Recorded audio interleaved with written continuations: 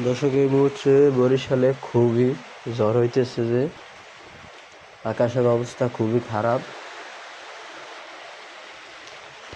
খুবই ঝড় হইতেছে, যে যা বিল্ডিং থেকে বেশি একটা অনুভব করা যায় না, কিন্তু বাইরে খুবই ভয়ঙ্কর অবস্থা তো পরিণত হইতেছে। যে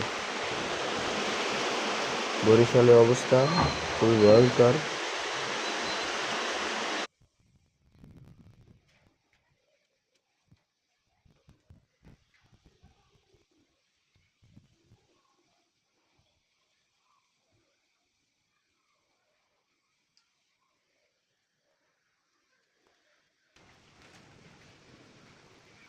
ওরে বাতাস রে, সব ওই বিল্ডিং এর ধারে।